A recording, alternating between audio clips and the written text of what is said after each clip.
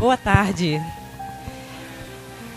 É assim, uma alegria imensa. Vocês não fazem a dimensão do que é para nós estar aqui com vocês nesse momento. Oi, boa tarde. Tem mais um. Eu sou a Gisele. Eu sou a Débora. E a gente veio de Minas, de Belo Horizonte, em 3. Nós temos também o seu José Horta, que veio conosco, fazendo um reforço da equipe. Tá certo? Então nós vamos ter agora um período à tarde, né, continuando a nossa tarde, essas comemorações, onde nós vamos discutir um tema escolhido pela casa, um tema super atual, que eu acho que a gente consegue fazer uma discussão bem rica sobre ele. Tá certo? E eu queria reforçar isso, que vocês soubessem da nossa gratidão e da nossa alegria de a gente estar aqui nessa tarde com vocês. A gente já estava lá atrás emocionada desde a hora que nós chegamos, né, com o acolhimento físico e espiritual recebido desde já. Então, cientes de que nós estamos nessa relação entre dois planos de vida, que a gente possa manter a nossa atenção, favorecendo aqueles desencarnados que estão conosco também em aprendizado, né, por essa alegria, que é esse sentimento de fraternidade que nós estamos aprendendo a viver, né, nessa encarnação, mais uma vez, né, para que a gente tenha cada vez mais êxito com ele. Muito bem. Tem que ir lá em cima, né? Ah, você está aí? Vamos lá. Pode passar, pode. Vocês já viram essa plaquinha pela internet afora? Quem é amigo da Raniele no Facebook, uma companheira lá do Piauí, deve ter visto essa semana que ela postou. Essa aqui tem 15 dias que a gente esteve lá em Teresina e a gente foi fazer um outro trabalho lá na cidade de Floriano, no grupo de lá. E aí, passando pela estrada, a gente se depara com essa placa. Regeneração a 6 quilômetros. Está perto demais, não está não, essa regeneração? Essa aqui, nós estamos numa estrada indo de Teresina para Floriano, no Piauí. São dos 230 quilômetros, mais ou menos, até Floriano, mas deparamos com um lugar muito mais próximo do que a gente pretendia chegar, que é a regeneração. Tá certo? Então, é só uma descontração para a gente ver aí que no nosso estado aí, vizinho, entre aspas, né, o Piauí, nós já temos uma cidade de regeneração, por via das dúvidas, qualquer coisa a gente pula para lá. E já estamos nela, confortáveis, tranquilos, não é isso? Sim.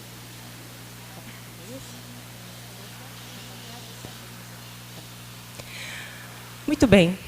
Uma pergunta. O que é que cada um de nós pensa a respeito de transição planetária? Talvez se a gente fosse perguntar, teriam ideias similares, mas também ideias bem discrepantes nesse entendimento. E já quero que vocês comecem a pensar nisso.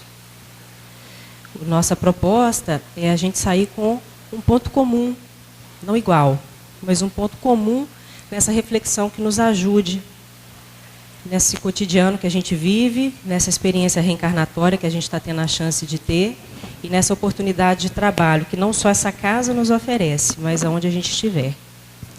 Então, que a gente possa começar a pensar nisso. Qual será a concepção que cada um de nós temos de transição? Uma mudança brusca, né? Uma mudança vamos dizer assim, da água para o fogo, ou da água para o vinho, onde tudo muda fisicamente de uma hora para outra, onde as grandes, podemos falar em grandes tragédias, ou os grandes cataclismas, ou as grandes questões naturais mesmo, vão colaborar para uma mudança, para uma transição física. Ou não, a gente não vê a transição dessa forma. A gente vê a transição como um movimento pessoal, íntimo. O que será que passa?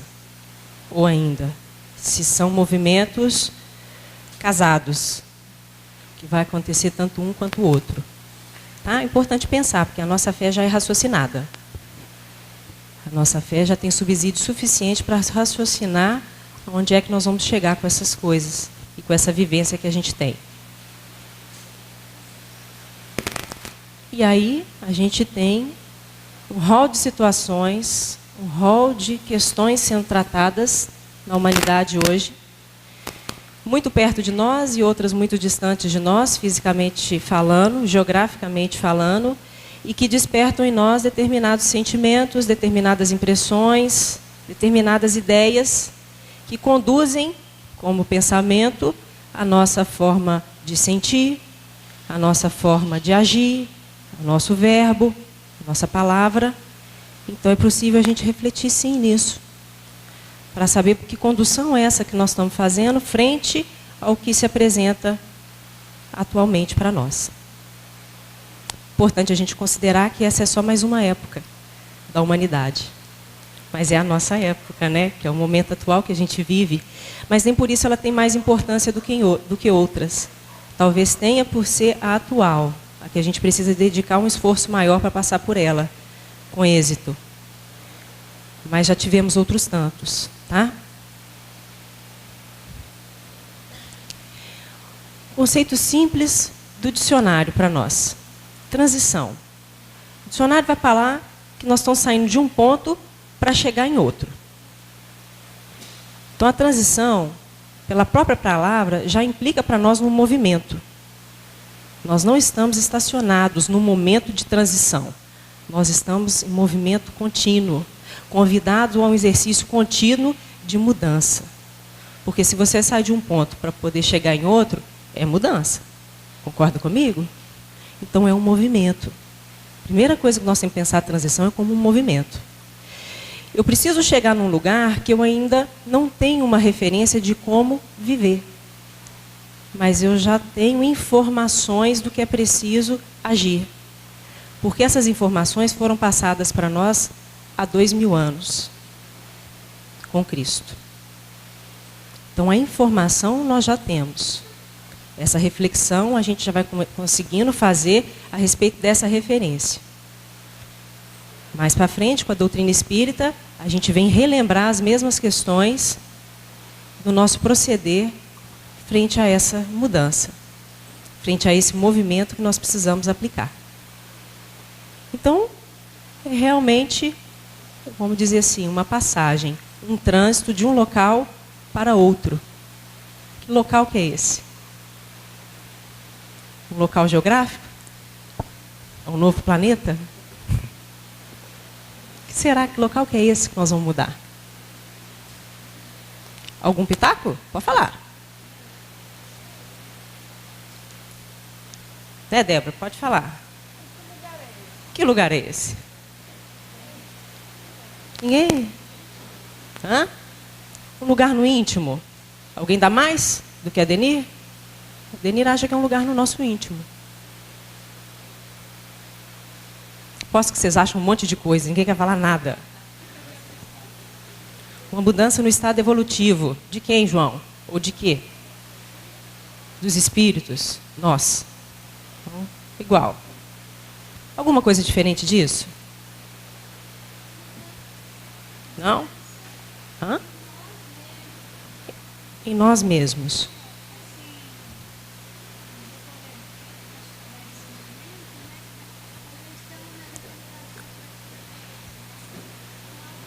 Ela está dizendo que é um momento em nós mesmos, que no decorrer do tempo nós vamos caminhando para a chegada na regeneração, que é em nós mesmos. Vamos ver como é que Kardec trata isso? Para a gente tirar essa dúvida, ou não dúvida, certeza, né? Para rever. Vamos passar esse. Esse aqui é um esquema que nós montamos do livro A Gênese, de Kardec. Aquele nosso famoso capítulo, estudado agora para a nossa comemófora de 2018, são chegados os tempos. Capítulos finais da Gênese. Né? Tem 2 capítulos lá importantes para a gente discutir isso, que é a nova geração, que é o 19, e o 18, que é esse, que são chegados os tempos. Então, Kardec vai dizer para nós que é uma época real que a gente vive de transição. Só que Kardec está escrevendo esse livro, nós vamos falar em 1860, né? Então, nós estamos falando daquela época também. Então, como a gente vê, só pela data do livro, pelo que ele está dizendo, e o tempo que nós estamos hoje, nós vamos ver que esse é um movimento de transição que já vem acontecendo há algum tempo. Não começou agora. As notícias podem ter chegado para nós a partir de 2000, 2010, mas as coisas já estão sendo trabalhadas. E ele vai falar mais para frente desse livro. Ele fala assim, que há 100 anos atrás, da data que esse livro foi escrito, a gente já começou a fazer esse trabalho mais intenso para esses novos tempos, para essa transição. E aí nós vamos lá em 1760, 1770, 1750, com a presença do iluminismo, abrindo novos caminhos, nova forma de pensar, para a gente conseguir divisar melhor uma realidade não tão material como a gente vivia até então. Então, nós estamos falando de um período longo da humanidade. E ele vai dizer para nós que, para essa transição, o progresso da humanidade, o progresso do orbe, ele acontece com dois movimentos. Um movimento que é físico e um movimento que é íntimo. Não tem como o orbe evoluir, o planeta evoluir, ele vai falar até assim, não tem como a habitação avançar sem a colaboração do habitante. Então, nós vamos ver que são dois movimentos, um brusco, um outro mais lento. O mais lento, é claro, que é o que a gente trabalha intimamente, né? Que a gente pode levar mais tempo para poder consolidar algumas ideias que a gente traz. Então, esses dois movimentos vão acontecendo conjuntamente, ou seja, à medida que nós avançamos, o orbe também avança vibracionalmente, o orbe avança evolutivamente. Nós sabemos, nós até vamos ver isso mais para frente, né? Vamos ver como é que vai ser. 2057 é uma data estimada na fala de Chico, né? Como uma sugestão de Emmanuel, para os tempos da regeneração. E ele fala para nós. Deixa eu ver se eu já adianto essa fala aqui para a gente. Olha aqui. Através da busca da espiritualização, da superação das dores e da construção de uma nova sociedade, a humanidade caminha para a regeneração das consciências. Vamos ler tudo. Emmanuel afirma que a Terra será um mundo regenerado por volta de 2057. Cabe a cada um longa e árdua tarefa de ascensão, trabalho e amor ao próximo com Jesus. Este é o caminho. Então, o Chico está trazendo para nós, no Pinga Fogo, essa informação sobre a nossa transição, sobre esse momento que a gente passa. Mas ele mostra para nós que tem um caminho para chegar até esse momento. Tem uma sugestão de data, 2057, mas até que a gente chegue em 57, precisa de uma coisa fundamental. Precisa da gente buscar a espiritualização, e ele vai falar, pela superação de dores, pela construção de uma nova sociedade, a humanidade vai caminhar para esse tempo de regeneração, que são regeneração de consciências. Quando nós estamos falando de consciência, nós estamos falando de centelhas vivas, de espíritos que são co-criadores e que já possuem em si, inscritas intimamente, a lei de mais alto. Ou seja, nós podemos ser expressões vivas, na fala de André Luiz, disso que o nosso Criador nos oferece. Haja visto o irmão mais velho. Vocês concordam comigo? O irmão mais velho fez com primor para que a gente se orientasse através dele, Jesus. Então, a nós também é confiada a mesma proposta de trabalho, nas dimensões pessoais, né, que a gente dá conta de realizar, mas também a nós é oferecida essa oportunidade de trabalho. Então, nós estamos falando de um tempo que chega a partir de um esforço. E aí é muito importante a gente começar a pensar na regeneração e na transição como algo pessoal, que contribui pela soma dos esforços para uma regeneração do orbe e do planeta. Então, ela não se apresenta de uma forma mágica, uma varinha de condão que muda o estado de um planeta, ou que se apresenta com um outro planeta chegando e arrebatando todo mundo e fica aqui só os que são bons. E quem é que são esses espíritos que são bons? Se eu não fico, como é que é isso? O que eu deveria ter feito? Ou o que eu preciso ainda realizar aqui para conseguir estar e entender essa lógica que a regeneração me oferece? Então, nós estamos falando, sim, de um esforço, de um trabalho pessoal, de uma dedicação aos moldes do que o Cristo nos ofereceu.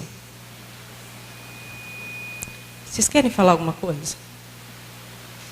Aqui já é calor, né? A gente já sabe. Para nós é que é novidade. Então, assim, está calor, está de tarde, depois do almoço. Mas e aí? Está dando? Está funcionando? Quer falar alguma coisa? Não? Talvez. Sim. Posso falar. Pode ler a edição de Pode ler.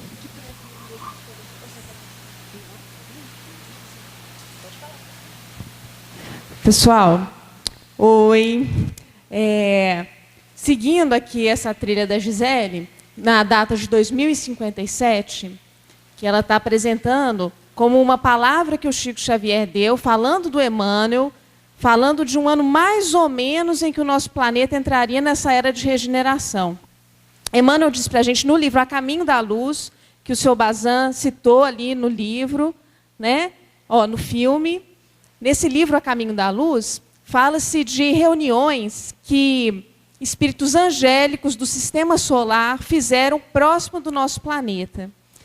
Que aconteceu uma reunião de espíritos angélicos próximos da Terra na hora em que a Terra estava se formando como planeta. Depois aconteceu uma nova reunião de espíritos angélicos próximo da Terra na hora que eles estavam programando a vinda do Cristo para cá, de Jesus. E a terceira reunião estava prevista para acontecer agora, no final do século XX. E aí a gente acredita que ela tenha ocorrido. E talvez seja daí que o Chico Xavier, na verdade, Emmanuel, dizendo para ele, dá essa data aproximada para a gente entrar na regeneração. Mas sabendo que, como a Gisele está falando, é um processo que nós todos estamos caminhando ao longo dele, né? Isso. E é legal a gente ver. Vou botar esse daqui, ó. É um esqueminha didático do que o Kardec fala sobre o que esse momento de regeneração pode nos oferecer. O que a gente conquista se a gente se empenhar nesse momento de regeneração. Ele vai falar assim: a gente conquista a concórdia, a gente conquista a fraternidade. E fraternidade é uma coisa bem complexa, que a gente pode até discutir um pouco mais sobre ela.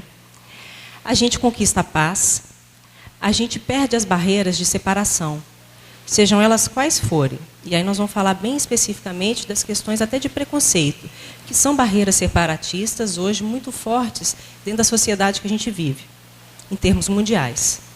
Separados por cores, separados por opções, seja de qual ordem seja, e aí a gente vai criando condições, né? E até separações que muitas vezes a gente estabelece no nosso cotidiano, de um crivo bom, de um crivo ruim, dentro de um julgamento que a gente ainda não desabituou a realizar no dia nosso.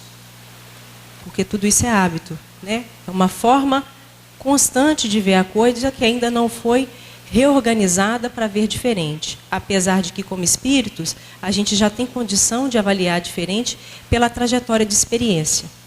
Mais ou menos assim. A gente vive uma situação delicada há 20 anos atrás. Seja ela familiar, alguém que nos insultou, uma traição, alguém que assaltou, alguém que roubou, sei lá. Uma situação há 20 anos atrás vivida que trouxe para nós um sentimento muito grande de raiva, de intolerância, de impaciência, de ódio. Isso lá atrás, há 20 anos. Só que nesses 20 anos para frente, nós tivemos a oportunidade de ter outras vivências, contato com outro tipo de ensinamento. Esses ensinamentos, quando vivos, em movimento, eles conseguem penetrar aquela vivência anterior e fazer uma nova leitura daquilo. Quando o conhecimento não é estanque, ele não é só uma informação lida e repetida, ele penetra e ele modifica. Nós estamos falando de transição, nós estamos falando de sair de um ponto para chegar no outro. E existem meios, existem ferramentas que nós vamos ter que lançar a mão para chegar nesse ponto. Não vai ser nada diferente do que a gente tem hoje. A única diferença é a forma como nós vamos nos posicionar em relação a elas. Então não tem nada divino, maravilhoso no sentido do extraordinário e do mágico. O ponto é aqui. O ponto é aqui. Então nós vamos precisar acolher essas ferramentas que nós temos para poder colocar elas a nosso serviço. E aí, quando a gente pega esse conhecimento e faz uma leitura de uma situação de 20 anos atrás, é possível sair dela. Com compreensão, com concórdia, com paz. Ainda que o outro, que possa ter me causado isso, por exemplo, não esteja disposto a isso. Mas eu já me desvinculo pelo sentimento e por uma nova forma de ver uma situação similar. E essa é uma situação que para nós passa a ser até comum, espíritos milenares, que ainda que a gente não tenha consciência dos fatos pretéritos, hoje em dia a gente vivencia situações com irmãos, com companheiros do dia a dia, que nos remetem às vezes a antipatias, né? Às vezes até gratuitas, porque a gente não teve uma vivência específica que poderia ter causado determinada coisa. Ou ainda que tenha causado, a gente já tem subsídio suficiente para lidar com isso diferente. E é uma doutrina extremamente consoladora nesse sentido, porque ela não está dizendo para nós de um formato pronto e acabado de perdão, de aceitação, de amor. Ela vai dizer para nós de um esforço. Segundo o Livro dos Espíritos, a gente volta.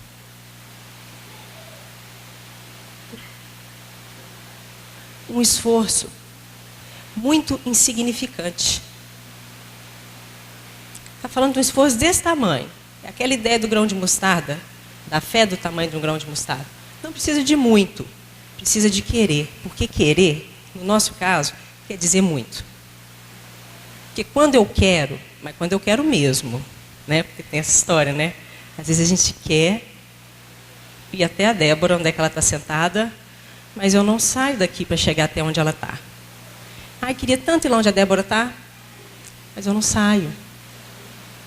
Eu sei que ia ser muito melhor estar lá onde ela está, tem outras pessoas ali do lado dela, ia ser tão bom para mim, mas eu não saio daqui. É como se eu esperasse que algo me levasse até ela, sem entender que o caminhar é meu.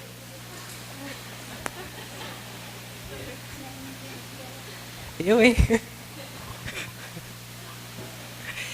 Dá para entender essa ideia? É uma ideia tranquila para nós de entender. O difícil é aplicar, eu concordo. Porque é isso mesmo que nós estamos lidando. Em tempos de regeneração, em tempos de transição, nós estamos saindo de um ponto antigo, de uma forma de ver e de sentir antiga, para uma forma de ver e de sentir nova. Seguindo o padrão do Cristo.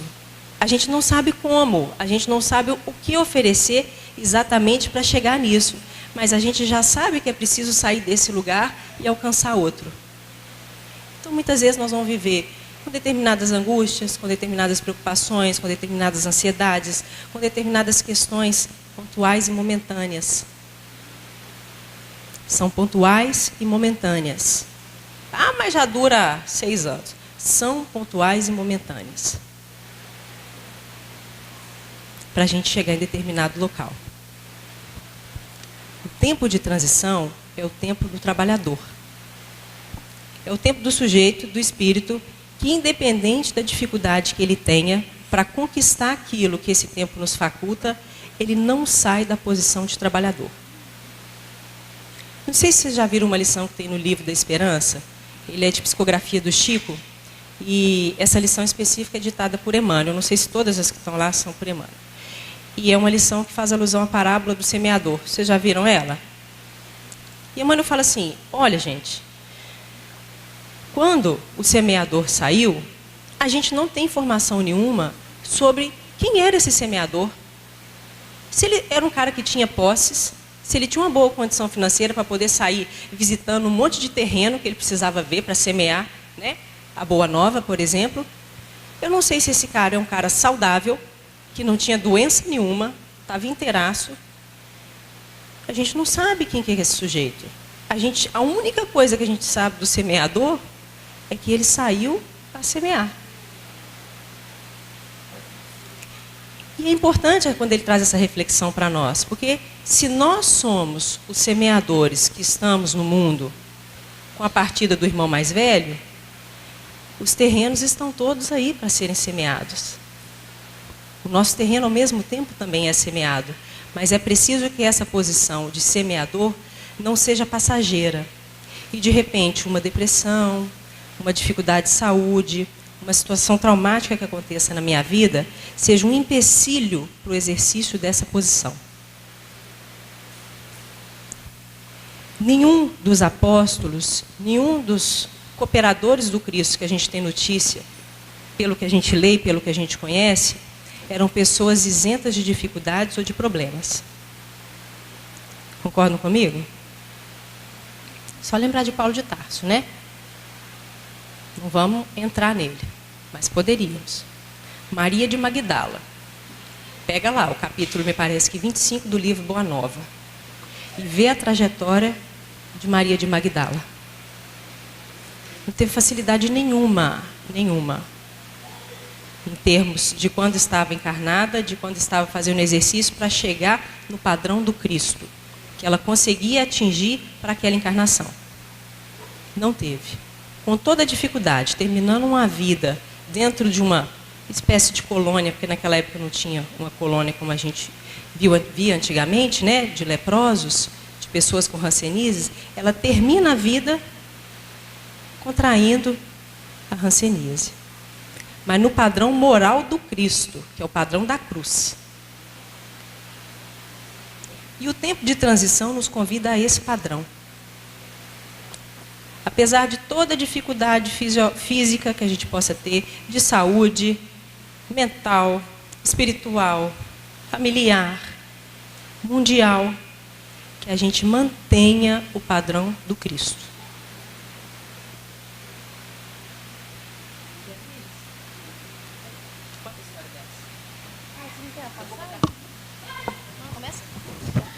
A gente vai trazer agora uma parábola que Jesus contou, que é das 10 virgens. Conhecem?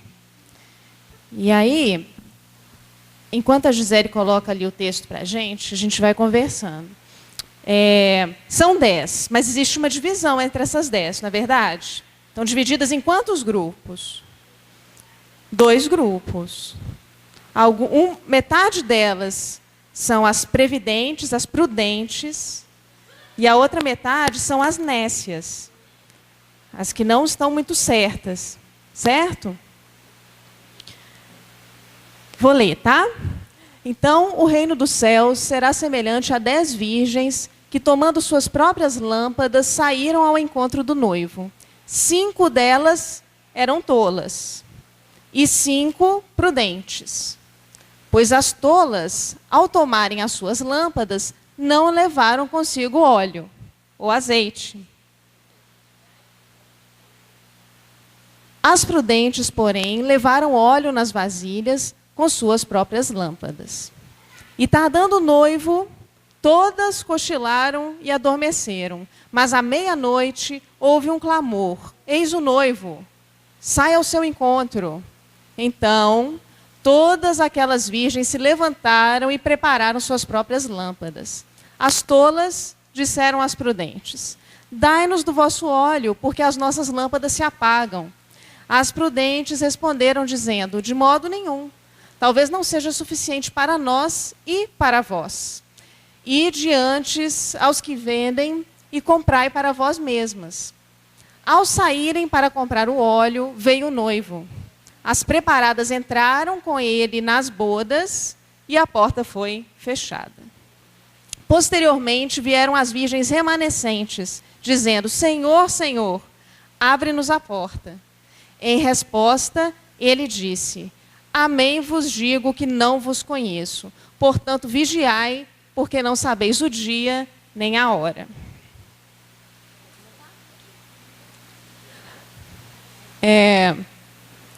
Então, 5 eram tolas, 5 eram prudentes. E elas tinham cada uma lâmpada, ou seja, uma lamparina. Quem aqui conheceu lamparina com azeite, com óleo, com... Eu também. Tem até um cheiro característico. Oh, muita gente até. Todo mundo? Então, para essa funcionar, a gente sabe que precisa desse combustível, desse óleo. Não é? Cada lâmpada que funciona no mundo precisa de um combustível. Para essas aqui é esse. E aí, essas 10 virgens estavam preparadas para as bodas, para a aliança, para um casamento, para um compromisso a ser feito com o noivo, com o Senhor. E Jesus, ele explica as parábolas muitas vezes que ele conta. Não todas, algumas ele deixa para a gente. Então, quem que é o Senhor, gente? Quem é o Senhor que quer casar com as virgens? Pode falar. É Deus, né? É a nossa aliança com o Pai. E aí ele falou, vou chegar lá, estarei presente. Cada uma tinha uma lâmpada. Tinha alguma que estava sem lâmpada? Sem lamparina? Todas as virgens tinham a sua lamparina. Todo mundo. Não tinha ninguém que não tinha lamparina. Qual que foi a diferença entre umas e outras? Umas conseguiram combustível que dá o fogo, que dá a luz, e as outras não prepararam o combustível. O combustível está lá na venda. Você vai lá e consegue, só que você precisa caminhar até lá, resolver o seu problema de arranjar esse combustível. Porque na hora que o Senhor chega, aí dá tempo. Perder a vez. Não é? Vai ficar para uma próxima. Vai lá. Será que nós estamos identificados com essas virgens? Será que essas virgens não têm um pouquinho, ou melhor, será que nós não temos um pouquinho dessas virgens? Já temos a disposição, já trazemos a lamparina com a chama, com o óleo, mas ao mesmo tempo a gente esquece do motor da chama. Ela fica esquecida. Então essas noivas, essas virgens, elas transitam no nosso coração. Mas o interessante é a gente pensar que todas são virgens. Não está dizendo que ali tinham 8 virgens e 2 mais ou menos virgens, né? São 10 virgens. E pelo Antigo e pelo Novo Testamento, a gente vai ver que a virgem é aquela que tem o desejo de fazer uma nova aliança. Então, atrapalhadas ou prudentes, elas têm o desejo já no coração de fazer um caminho diferente. Tá dando para ouvir ou não? Tá? Então elas já trazem isso. Elas querem fazer uma aliança com o Pai. Elas querem ir de encontro ao noivo. Quem que é o noivo? Quem que é esse noivo tão esperado por nós? Para que a gente possa realmente casar. Estabelecer uma aliança onde nós vamos juntos, passo a passo, na saúde, na doença, na alegria, na tristeza. Jesus. Ele é o noivo para esse casamento maior.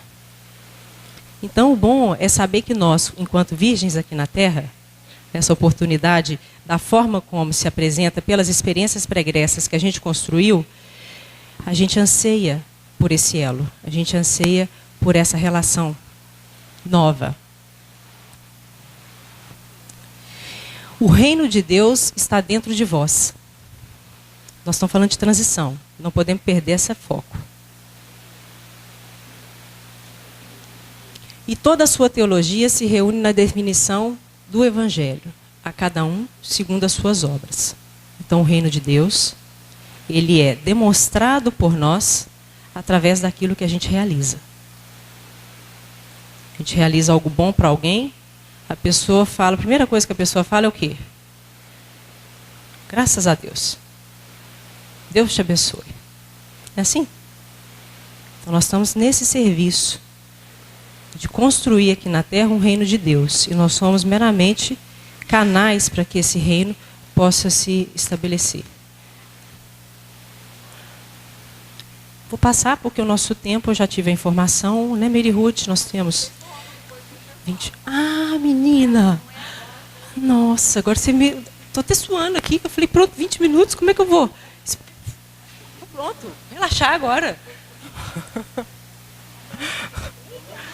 Gente, eu até assustei, falei, 20 minutos, eu falei, pronto. Então vamos recobrar aqui agora, né, Débora? Eu estou suando, eu falei, pronto. Então vamos lá, recobrar da nossa calma de novo. Muito bem. Aqui o que a gente conversou sobre a aliança que anseia. Não. Gente, os slides são assim, tá? Porque, né?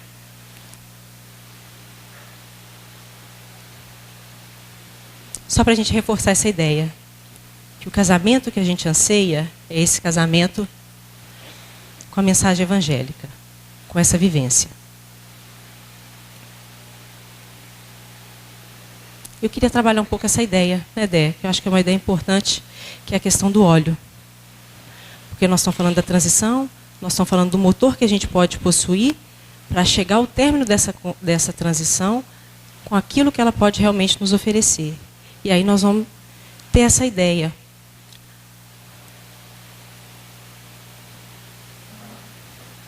Você lembra essa passagem? Não. Era uma outra. Elas precisavam, então, da lâmpada e precisavam do azeite porque era noite. É interessante a gente pensar no movimento que a gente vive no nosso dia a dia, na condição atual do planeta, como a gente já está falando, né? São condições que para nós, às vezes, parecem noite, no dizer do Emmanuel, quando ele vai falar para nós no Vinha de Luz, daqueles momentos em que a gente vivencia, que somos chamados a um esforço maior, a colocar em prática o recurso que a gente começa a construir com o exemplo do Cristo na nossa vida. Então se faz noite porque às vezes parece que as coisas nunca vão passar, né? Que as coisas nunca vão melhorar para nós naquilo que a gente está vivendo. E aí parece um ponto meio sem referência de onde a gente chega, né? Da claridade que mostra um caminho, da claridade que nos orienta o como fazer e como sair daquilo melhor, não é verdade? E o combustível, ele vai sendo trabalhado por nós como esse recurso que ilumina o nosso trajeto, mas ilumina também aqueles que estão à nossa volta. E aí é exatamente a semelhança do Cristo. Porque quando ele faz, ele ilumina todos aqueles que estão à volta dele. Como se realiza? Dá uma ideia de como é o exercício do perdão. Não é assim que ele mostra para nós?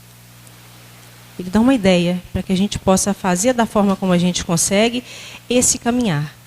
E todo esse esforço que a gente vai empregando em cada situação dessa noite que se apresenta para nós, a gente começa a clarear como é possível realizar aquilo que ele tem nos ensinado. Aquela ideia do esforço pequeno, do esforço quase que insignificante, mas de uma vontade viva, de uma mensagem, de uma vontade latente, que tira a gente daquele ponto inicial e me faz caminhar até a Débora. Uma vontade que me tira dali. Nesse trajeto, que não é um trajeto muitas vezes linear, a gente vai encontrar muita coisa, mas a gente vai chegar. A nossa forma. E esse trajeto, muitas vezes acidentado, é que vai sedimentando em nós essa experiência cristã, essa experiência com o Evangelho que a gente vai trabalhando. Alguma pergunta até aqui?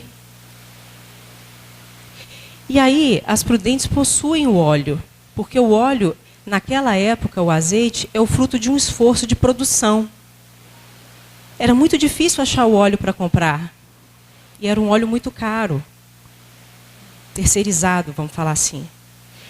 A maior parte das casas produziam o próprio óleo. E isso levava tempo.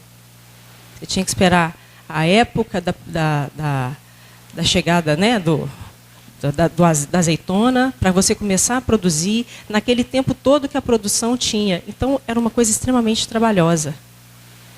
Então, o azeite é esse ponto de dedicação que nós temos com cada situação que se apresenta.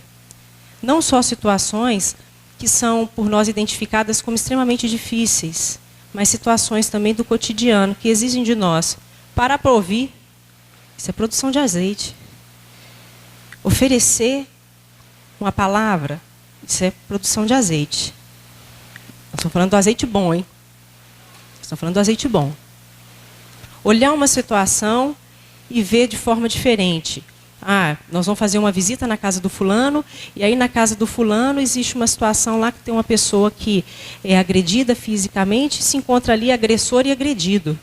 E nesse momento de uma visita fraterna, eu consigo oferecer para eles, tanto agressor como agredido, o recurso que o Pai já deposita em mim, sem fazer juízo, sem fazer julgamento. Isso é produção de azeite. Eu vi uma notícia na televisão que me dá um impacto.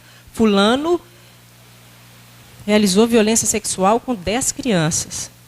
E consegui oferecer para o fulano algo de bom que eu tenho. Porque de mal ele já vai ter um monte de coisa sendo oferecida para ele.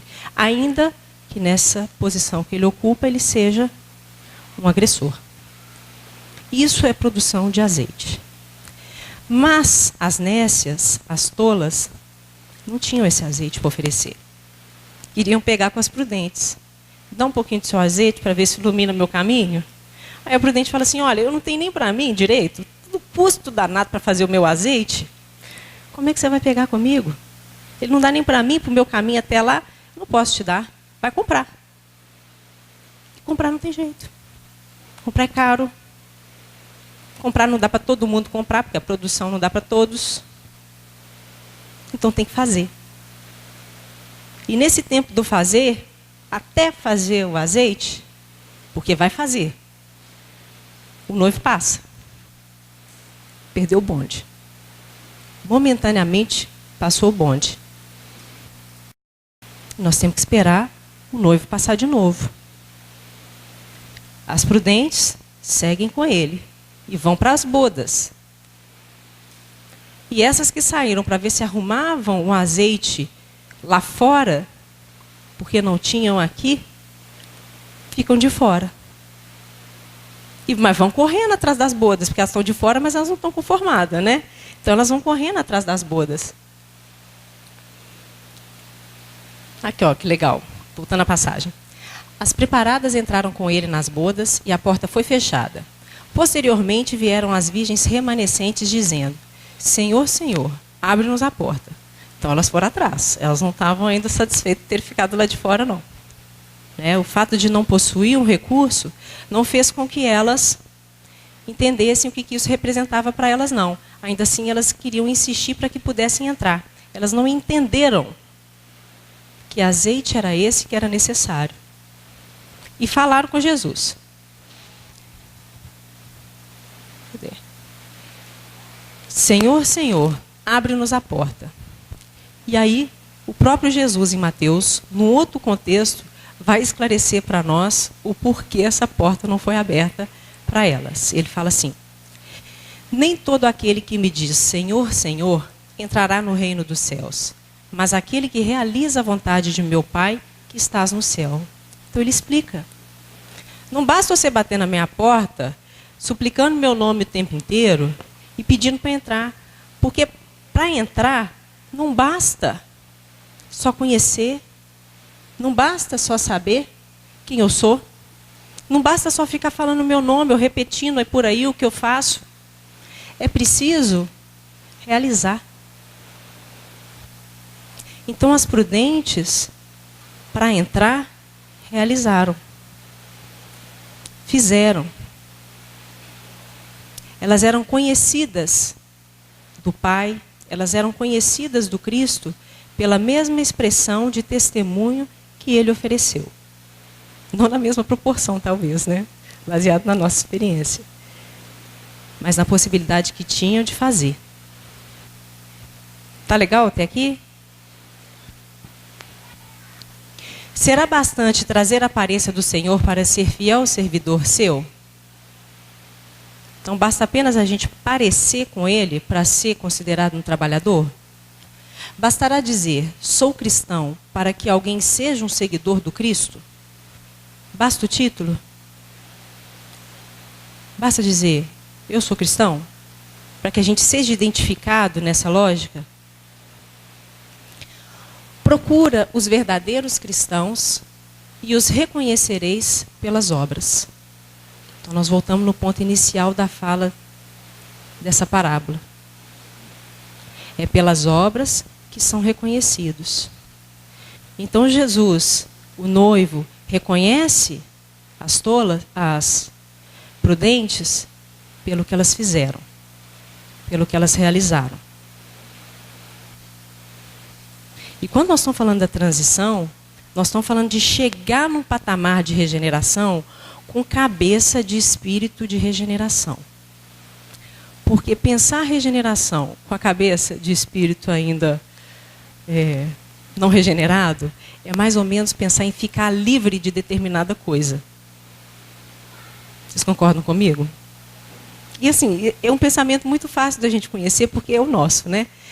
Tô doida para sair desse mundo, porque só tem violência, eu não dou conta mais disso, eu não quero mais isso para mim. Não tem sossego do menino brincar na rua, não tem sossego de acontecer. E aí a gente começa a tecer uma série de questões que nos mostram realmente, né, que esse padrão de pensamento é também um padrão de pensamento nosso. Vocês concordam comigo? Não é isso? Então a gente pensa mundo de regeneração com cabeça de espírito de provas e expiações. Vocês conhecem o hino de Bezerra de Menezes? Que Bezerra de Menezes, no hino, o hino que a gente canta dele, às vezes nas nossas reuniões, fala: a voz dos anjos pode escutar, porém, preferes aqui ficar. Isso é cabeça de espírito de regeneração. O espírito de regeneração, como Alcione no livro Renúncia, ele fala: ó, pessoal, eu preciso ir lá para a Terra. Tem um espírito muito afeito ao meu coração e eu gostaria de colaborar com ele. Isso é espírito para lá de regeneração. Então, nós temos que entender isso também, que o nosso convite é para estar em provas e expiações, aproveitando que nós ainda estamos em provas e expiações, testemunhando o sentimento da regeneração. Aí, nós realmente estamos colaborando para a mudança do orbe. Para essa mudança que é lenta, porque ela passa pelo coração de todos nós, sentindo a fraternidade real, que é aquela que realmente me coloca na preocupação com o meu irmão. Que me faz agir desejando não ter o melhor para mim, seja profissionalmente, seja financeiramente, seja qualquer outra coisa mente, mas priorizando aquela situação em que eu possa colaborar mais em sentido de qualidade e melhor com aqueles que estão à minha volta. O crivo nosso de pensamento passa a ser o servir. As situações que melhor servir em nome de Jesus se apresentem. E não aquilo que vai ser de melhor, tem que falar desse jeito mesmo, melhor para mim. No sentido egoísta mesmo de pensar. Quando as nossas escolhas começarem a transitarem mais por esse lado, esse é o caminho da transição. Nós já sabemos como é que é pensar lá atrás, mas nós já estamos ansiando pensar lá na frente, com cabeça de espírito que já busca a regeneração. Faz sentido isso? Porque o reino de Deus está no coração. Ele não está do lado de fora. Ou seja, não é um orbe novo, um orbe regenerado que se apresenta para espíritos que não estão preparados a viver. Não pode ser assim. Senão nós vamos transformar ele de novo, vibracionalmente, em provas e expiações. Então esse tempo de provas e expiações precisa ser ainda por nós muito bem aproveitado. Precisa ser muito bem aproveitado esse restinho, se é assim, né, que a gente pode falar, se é restinho mesmo, para a gente colocar em prática isso que está sendo convidado para nós. Constrói o reino de Deus. Esse é o momento de transição que nós rumamos. Construindo esse reino de Deus, é disso o que nós vamos lançar a mão no mundo de regeneração. Não quer dizer que as dificuldades terminaram, né, no mundo de regeneração. O que talvez mude é a forma da gente lidar com as dificuldades que se apresentem, porque nós já vamos ter melhorado um pouco mais. Você quer falar alguma coisa disso? Mary Ruth, quer fazer? É Henrique, né? Quer fazer, Henrique, a pausa e a gente retoma daqui? Pode ser? E aí vocês pensem para a gente voltar conversando mais. Porque o nosso tema é o centro espírita e a transição planetária. Nós estamos falando da transição. E disso que ela nos convida para oferecer. É claro que já fica mais fácil da gente relacionar com a casa espírita. E nós vamos entrar mais nela profundamente, né, Dé? Mas eu queria vocês falando mais. Pode ser? Obrigada.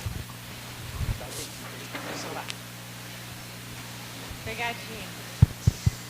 Oi, pessoal. Pessoal, lanchou? Encararam a chuva? Sim? Ou esperar até agora, né? Então, vamos prosseguir aqui no nosso assunto. A gente está falando de duas coisas principais essa tarde, ok? Uma é transição planetária e a outra é a casa espírita. Só que a gente quer falar da relação entre as duas coisas. Então, numa época em que tem terrorismo, pessoal jogando van em cima das pessoas no meio da rua, terremotos, tsunami, esse tipo de coisa, né? E tiroteio, também tem coisa acontecendo no nosso país. Haiti, devastado por terremoto, Estados Unidos e Europa sofrendo esse tipo de questão. Nós estamos falando dessa época da transição. Qual que é o nosso orbe agora ainda? Digam para mim. Provas e expiações. E a gente está querendo chegar na regeneração. A Gisele estava conversando aqui para nós o processo que acontece ao mesmo tempo no planeta e dentro de cada um de nós. E aí a gente tem que conversar aqui sobre a responsabilidade de cada um de nós que vem ao centro espírita em relação a esse momento do orbe. Porque assim, por mais que as dores estejam chegando ao nosso coração nessa hora, de várias formas, a gente está sendo convidado por Jesus a providenciar o nosso óleo. Nós estamos sendo convidados por Jesus a trabalhar no nosso esforço. Nós estamos sendo convidados por Jesus a ficar de pé, aparecer lá na porta na hora certa, com o nosso esforço, para poder acender a luz para nós e ajudar quem está do nosso lado. O nosso marido, o nosso filho, o nosso neto, nossa mãe, a nossa vizinha, o nosso colega do centro espírita, quem tiver ao nosso alcance ajudar. Da forma como a gente pode ajudar, com o recurso que a gente tiver. Mas o nosso recurso, ele vai ser conseguido por meio do nosso combustível. Qual que é o nosso combustível, gente? É dinheiro? Não pode ser dinheiro, porque dinheiro não é combustível para Jesus. Se, como a Gisele falou, que a gente quer construir o reino de Deus em nós, o reino de Deus é conseguido com dinheiro? Não pode ser.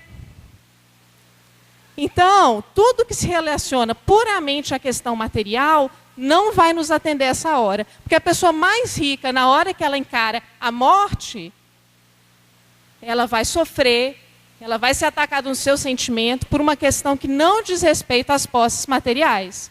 Concordam?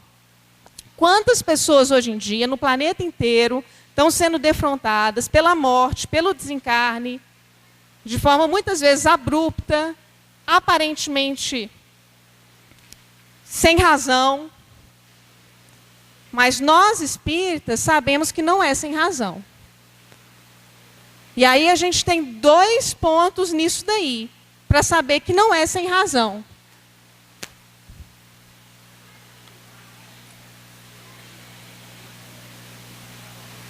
Ao contrário, Gi. Esses 2 pontos aqui. Porque uma coisa é eu saber com o meu intelecto. Uma coisa é eu vir aqui no José Xavier, na Casa Espírita, ou em outra, em Dracena, ou aqui em Três Lagoas, e assistir um expositor falar da imortalidade de Emmanuel, de André Luiz, falar do planejamento reencarnatório, eu ver com o meu cérebro, examinar com as minhas ideias. Né? Eu vir à mocidade, à evangelização e ter acesso a essas ideias. A outra coisa é eu sentir no meu coração.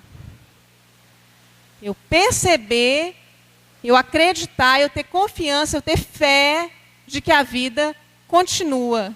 De que a gente está aqui entre 2 planos, de que esse salão está repleto de irmãos nossos, em diversas situações, parecidas ou diferentes das nossas, que a gente não está enxergando, além dos nossos irmãos que a gente está enxergando aqui. E que estão passando por esse momento de transição planetária junto com a gente. Porque já escutaram a frase, não está fácil para ninguém? Não está fácil para ninguém. Não sou só eu. Não é só na minha família. Na família que eu tenho lá na minha casa. São os meus irmãos todos. Então, eu trouxe essa gravura das 2 asas. que muitos de vocês devem ter ouvido já, muitas vezes, falar dessa metáfora de Emmanuel, que simboliza duas partes do nosso ser. Não é verdade? Uma parte é a razão, o intelecto, o pensamento. A outra parte é o sentimento, o coração. Então, quando a Neuza, a Mayla, os meninos vêm aqui cantar para a gente, eles estão dividindo com a gente, o Janu, agora eu vou ter que nominar os meninos, estão dividindo com a gente um pouco do coração deles. Eles ensaiaram, eles leram, eles sabem os acordes. Só que eles estão aqui também para nos inspirar, para falar de uma coisa que às vezes a gente não tem nem palavra para dizer. Porque está lá no nosso íntimo. Então, o convite que o Espiritismo está fazendo para nós é nesses dois setores. E a gente não pode se enganar achando que é em um só, que é só na cabeça, que é só a mente, que é só no papel. E isso tem consequências para nós. Consequências em várias áreas da vida. Então, por exemplo, a tarefa que eu venho realizar aqui na Casa Espírita. Porque toda terça-feira, 8 horas da noite, eu tenho que estar lá no grupo José Xavier para fazer a tarefa tal. Tarefa da sopa, tarefa do enxovalzinho, né? Tarefa lá no lado dos idosos, não sei se tem voluntários lá também, acho que tem, né? Também. Né? Todas as tarefas que a gente está vendo, que tem fotos por ali, mas muito mais do que fotos, a vibração dessas tarefas é que constrói e sustenta a casa. Concordam? Porque se a gente está falando que é do coração e não é do dinheiro, não é material, é a parede que está sustentando a nossa casa? Ou é o nosso coração? É o nosso intelecto que está sustentando a nossa casa? Ou é o nosso sentimento? A fraternidade, o sentimento que eu tenho com o outro. Então, não sei nem para qual conceito que eu vou agora.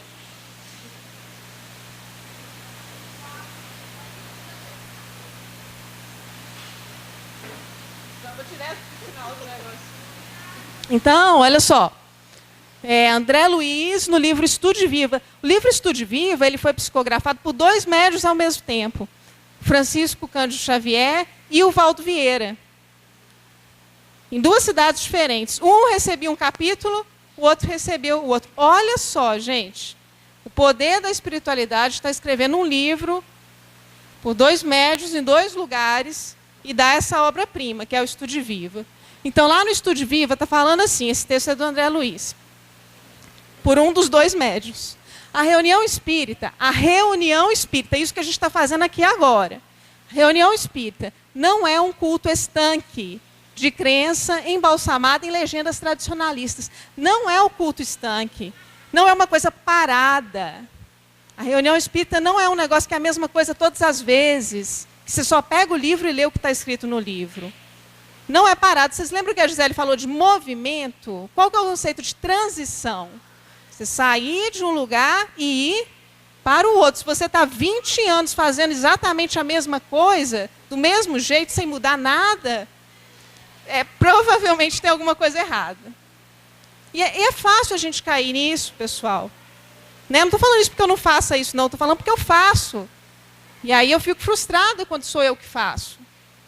Né? Porque o nosso objetivo é contribuir para esse orbe conseguir dar um passo para frente. Mas ele só vai dar um passo para frente através do amor. Continuando. Define-se como sendo. Então, o que é a reunião espírita? De vermelhinho ali, ó. É uma assembleia de fraternidade ativa. Quem esperava isso? Reunião espírita não é um conjunto de gente lendo Kardec. É uma assembleia de fraternidade ativa, em movimento, fazendo com que coisas aconteçam. Agora, como é que é essa assembleia de fraternidade ativa? Procurando, na fé raciocinada, a explicação lógica aos problemas da vida, do ser e do destino. Então, a gente vai se juntar com fraternidade mas nós vamos usar a lógica que o Espiritismo nos faculta. Então, a gente vai pegar essas obras bacanas que a gente tem, de Kardec, mais de 400 livros psicografados pelo Chico Xavier, mensagens que a gente recebe nas nossas reuniões também. O pessoal recebe lá na outra cidade, a gente lê aqui, a gente recebe aqui e manda para outra cidade, pega a mensagem, estuda, e vamos botar a nossa lógica, a lógica da doutrina, a nosso favor. Então, eu estou com um problema dificílimo na minha vida, na minha casa. Eu vou usar as minhas duas ferramentas para resolver esse problema, à luz da doutrina.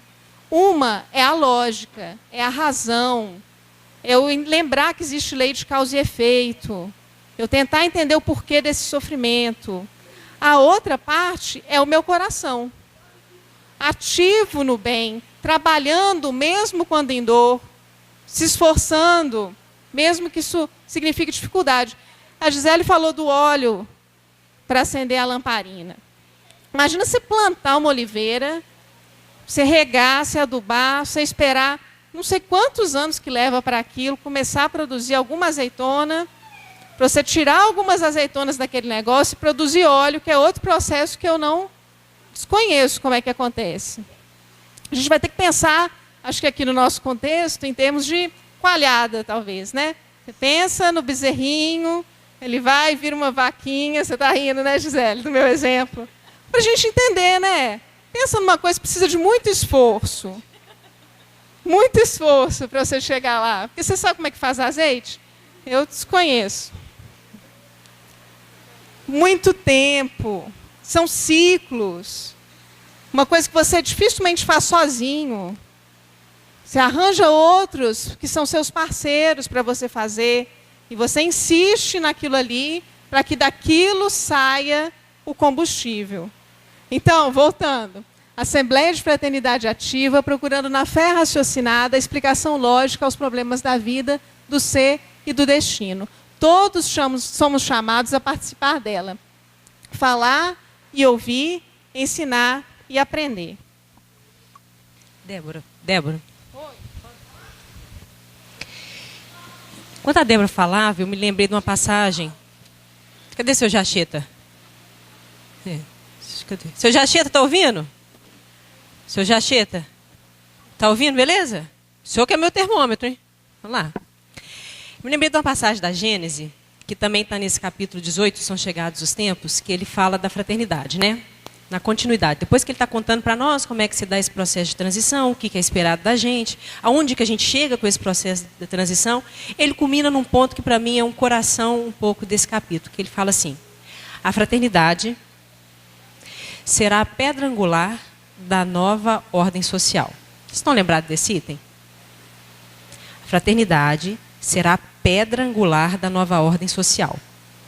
Então, ele está botando a fraternidade num local estratégico e um local, para quem entende aí de edificações, engenharia, um local de sustenta. É o local base de sustentação das coisas. É a fraternidade que sustenta essa nova ordem que nós estamos rumando para ela. Mas ele fala assim: mas não há fraternidade que se sustente sem a fé. Então, a fraternidade vai ser a pedra angular. Mas não tem como ela ser a pedra angular se ela não tiver sustentada na fé.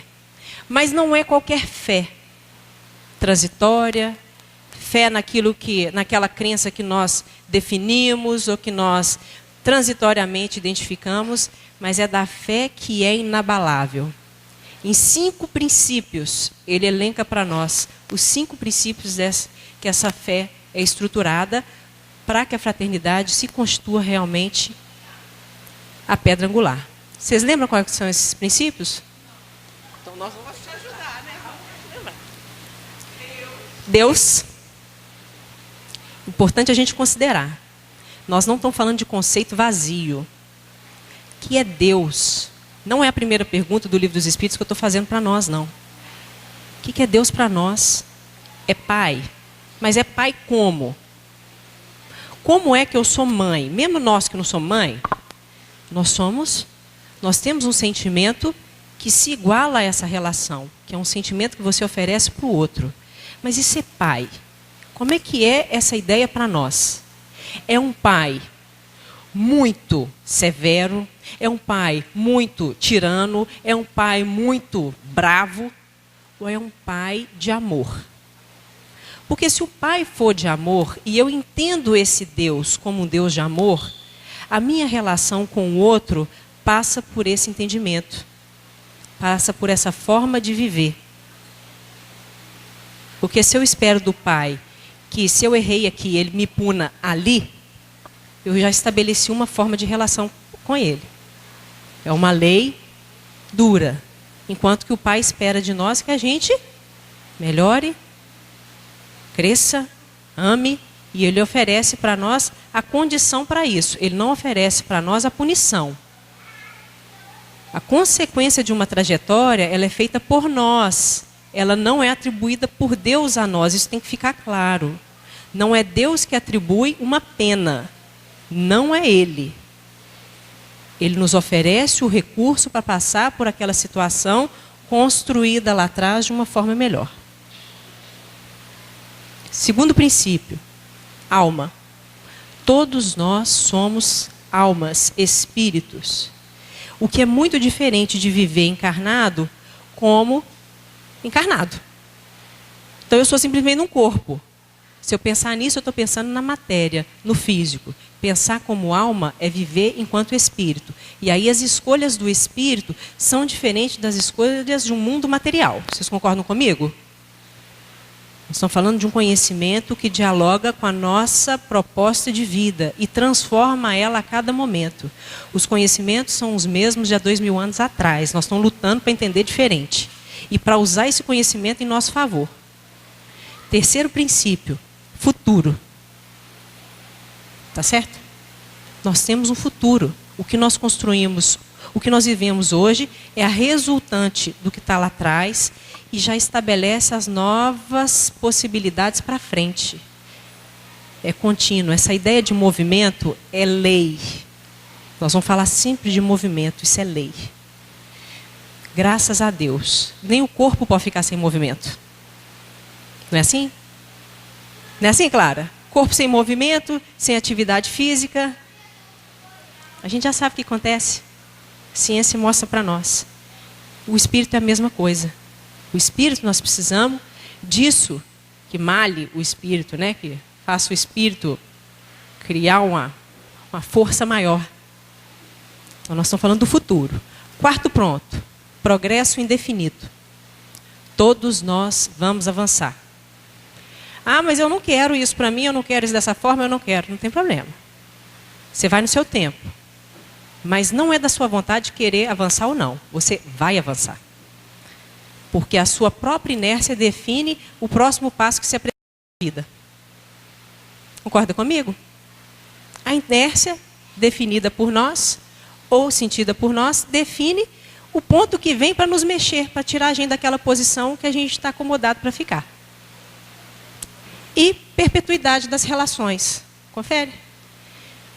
Quinto ponto, perpetuidade das relações. Não adianta eu querer ficar livre da Débora nessa encarnação para não ter que lidar com ela e com tudo aquilo que ela traz para mim. Não adianta. Eu posso optar por viver longe dela nessa, mas é fatal que eu vou ter não aguento. Eu vou ter um encontro com ela, ou mais para frente nessa ainda, ou numa outra. As coisas continuam. É preciso o ajuste, é preciso a relação com o outro. Não há como aquela outra asa que a Débora colocou lá crescer, a asa moral, se não for pelo encontro com o outro. Não adianta. A asa intelectual, ela simplesmente sustenta a asa moral. É sobre essa asa da inteligência que já está por nós tão trabalhada, pelo conhecimento que a gente tem, que a outra vem. E aí, na hora que a situação delicada chega, você fala assim, você pode até sentir atrapalhadamente, no sentido assim, chegou lá um familiar complicado, testou, pisou no calo, e você já responde naquele ímpeto, né, da raiva, da intolerância, da impaciência, você tem a chance, pelo conhecimento que você tem, de já repensar aquilo. Falar, beleza, ele é chato mesmo, né? Ele está me testando mesmo, mas a minha proposta íntima já é diferente. Eu já sei que eu não devo agir dessa maneira, ainda que isso me custe duras penas. O silêncio muitas vezes custa para nós duras penas, não é assim? A inação, muitas vezes, ela é uma contenção de uma ação, muitas vezes, dura. Então, a inatividade, nesse caso, ela também é um exercício grande que a gente faz. Então, quando nós falamos dessa questão da fraternidade, nós estamos envolvendo esses princípios de fé que nós vamos construindo em nós. Porque essa fé garante as relações. Porque se eu sei que ela é minha irmã, ela pode ter feito na encarnação passada comigo uma série de coisas que hoje já não me importam mais. Porque a minha proposta de trabalho com ela hoje é em Cristo. Tem dado certo, por enquanto. Entende isso? É o convite que é feito para nós a todo momento. A constituição familiar, ela é feita dessa forma. Não é, mais uma vez, Deus que impõe uma condição familiar para nós. Você, Clara, vai com fulano. Fulano vai ser seu filho. Não é Deus que faz isso. Na hora do planejamento reencarnatório, lá você senta, conversa, entende o que é melhor, o que você precisa e vem. Da sua escolha e da sua necessidade. Então, nós estamos nesse contexto de exercício de fraternidade, em cima dos pontos que são mais dificultosos para nós de relações, inclusive, pela possibilidade do êxito, simplesmente. Não é pela possibilidade de a gente ficar estressado, irritado, desanimado, não é. É para sair melhor dela. É para sair melhor dela do que nós entramos. E assim é toda a relação nossa na vida. O fardo não é maior do que o ombro, não é assim? Mas está pesado para danar. Retoma esses princípios, retoma essa meditação, essa reflexão e segue. Segue porque você não está sozinho nessa proposta. Você tem 2 planos de vida junto com você.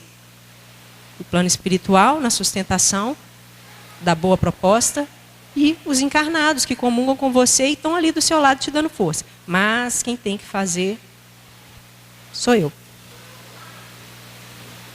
Tá certo? Então, quando nós estamos falando da fraternidade nesse sentido, cadê, Dé, o conceito? O que você estava. Quando nós estamos falando, então, do templo espírita, nós estamos falando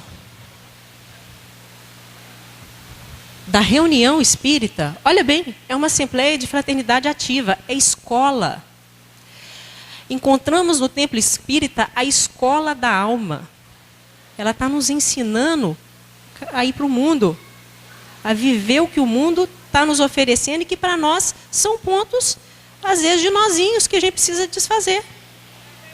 Então, nós estamos aprendendo aqui numa escola contínua. Nessa escola também tem os professores. Os professores são aqueles também que a gente encontra e que às vezes também tem dificuldade. Porque o que eu tenho facilidade é colaborador, né? É colaborador mesmo. Mas aquele que tem um nozinho ali é o professor que vai falar assim, olha, imagina, dentro da casa espírita eu sinto isso com a Débora. Não pode, tem que ser você, né, amiga, para dar os exemplos. Não posso sentir isso por ela, eu tenho vontade de enforcar. Mas não vou enforcar mais. Não vou enforcar, vou trabalhar com ela.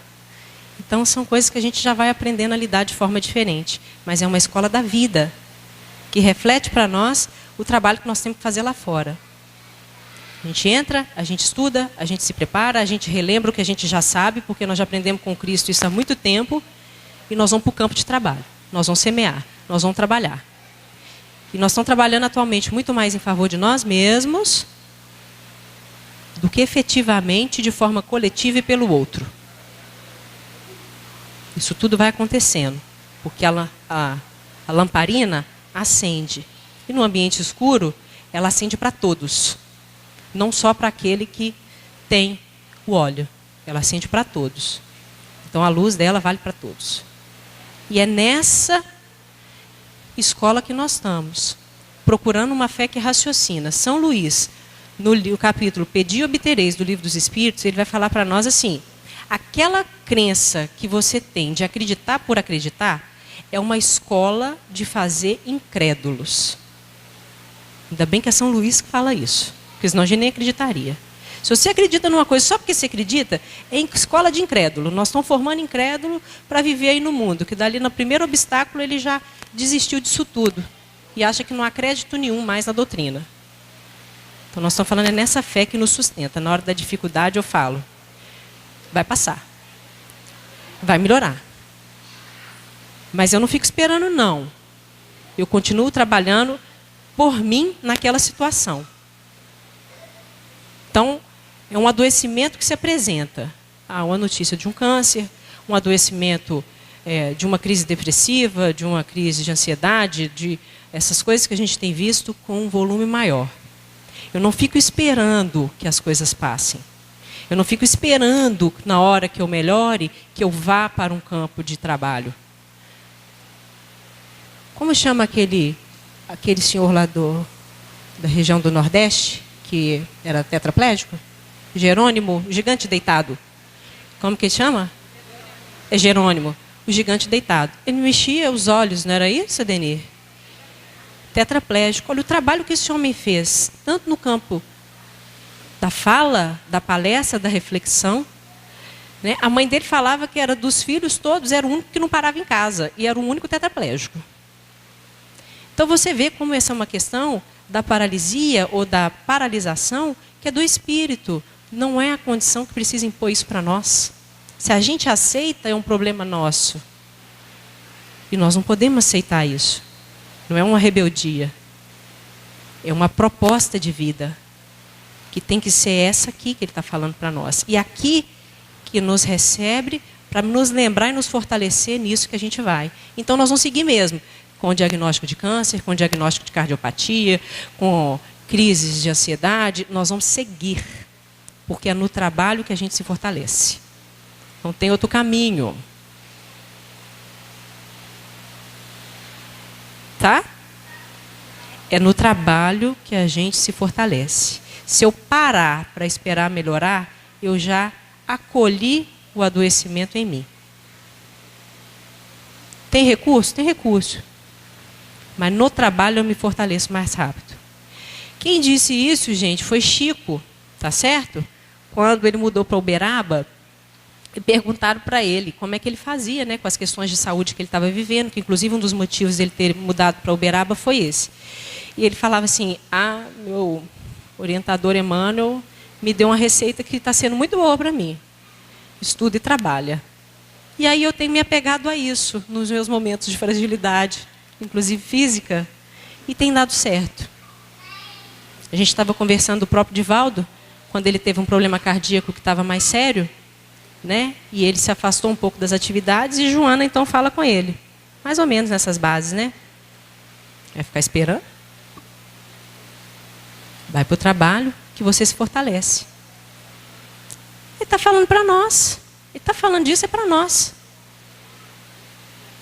Porque a nossa casa é o retrato da soma dos nossos esforços. E aí é preciso muito esforço da nossa parte para a gente construir uma proposta de trabalho espiritual consistente. E é esse testemunho diário, e é testemunho mesmo, é sacrifício mesmo, é esforço mesmo, que constitui esse campo de trabalho benéfico para nós. Beleza? Quer perguntar? Quer falar?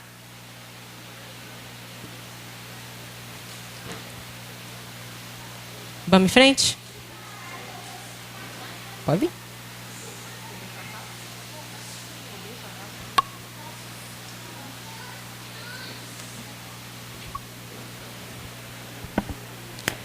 Eu vou voltar para depois a gente acabar de chegar.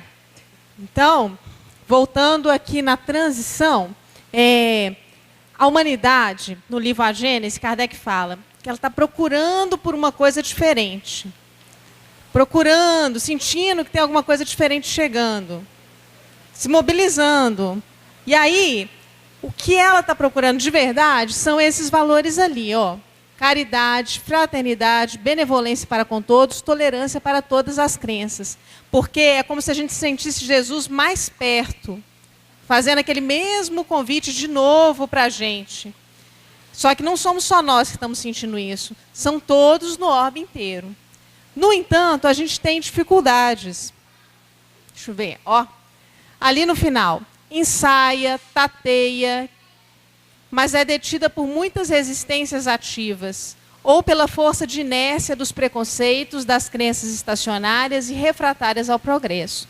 Está todo mundo procurando esse lugar melhor, procurando essa regeneração, sem saber direito o que está procurando. Porque a maioria dos companheiros não tem conhecimento da doutrina espírita, né, no orbe. E aí a gente encontra duas coisas. Uma é resistência ativa. O que é resistência ativa? É aquele espírito desencarnado ou companheiro encarnado que não quer o avanço do bem. A pessoa obstaculiza o avanço, ela não quer que a coisa aconteça. Tem receio, não quer que o bem chegue para todo mundo, sente em si mesmo um desarranjo com a lei divina. Esse vai ser convidado a mudar a sua postura. E nós somos convidados à tolerância, à serenidade, ao equilíbrio. Agora, olha a segunda forma que está nos segurando lá atrás. É a força de inércia. Como é que é a inércia? Por isso que eu pus essa fotinho. O corpo que está parado tende a permanecer parado. O que está em movimento tende a permanecer em movimento. A gente vem aqui na casa espírita com a maior boa vontade, assiste as coisas, lê alguma coisa, mas nós somos obrigados a tentar vencer, cada um de nós, essa força de inércia. Que vem para mim na forma de um medo antigo, de uma indiferença pelo companheiro, na forma de não acreditar, falta de esperança, falta de fé. E o convite que está sendo feito é para que a gente vença isso em nós, cada um o máximo que puder. E aí a gente chega na casa espírita.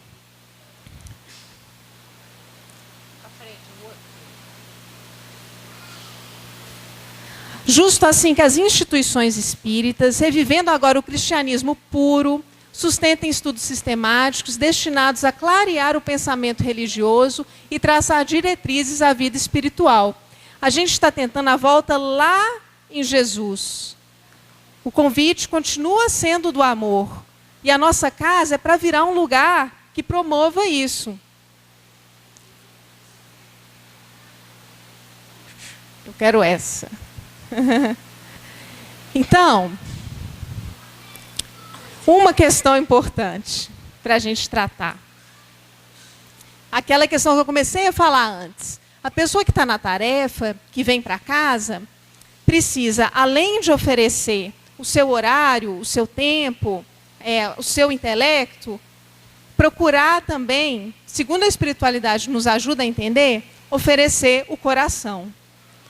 Então eu preciso saber se quando eu vou para minha casa lá em Belo Horizonte, o GAEV, se eu estou indo lá por um hábito do passado, se eu estou indo lá igualzinha eu ia para a Igreja Católica no passado, em outras vidas, ou se eu estou indo querendo colaborar de verdade, querendo ajudar de verdade, com uma vibração diferente. Olha, o cuidado entre os tarefeiros, por exemplo, é um indicativo para a gente de que a gente está rumando na direção da transição. Porque Jesus falou como é que os discípulos dele seriam reconhecidos. Vocês lembram? Como os discípulos de Jesus são reconhecidos? Por muitos se amarem. Então, se eu estou com uma pessoa na tarefa junto comigo, a pessoa não tem vindo. O que será que está acontecendo? A pessoa desanimou?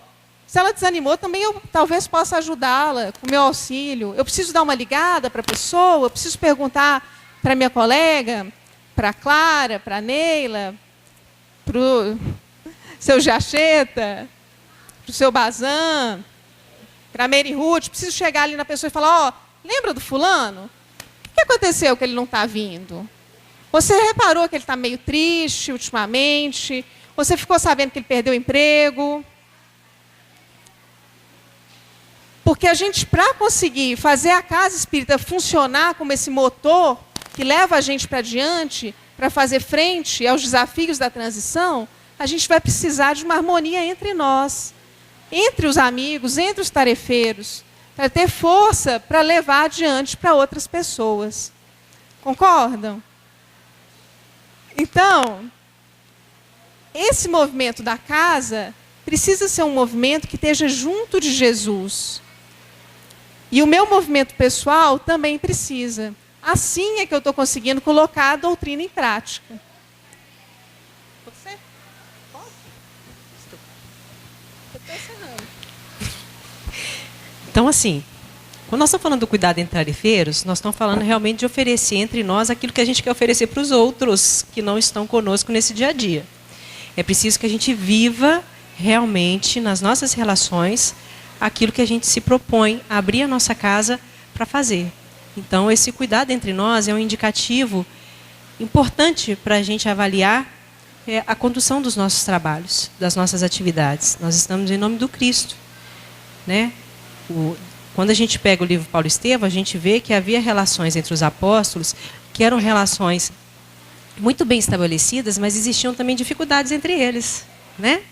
A gente vê isso bem desenhado lá. Então, nós não estamos dizendo que essas dificuldades não tenham que acontecer, porque às vezes algumas divergências elas são importantes, mas é interessante e é vital que a gente tenha o respeito e a possibilidade de lidar com essas diferenças, colocando a favor do grupo, para que as diferenças somem, né? E não para que elas sumam com a pessoa do grupo. Concorda comigo?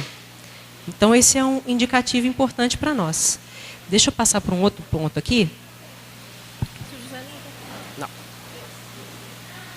Que é esse preparo de tarefeiros, quando nós estamos falando da casa. Qual que é a melhor forma da gente preparar um tarefeiro?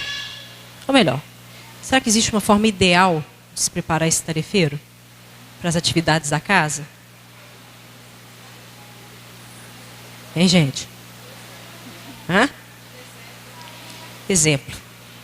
A melhor forma de explicar é exemplificar.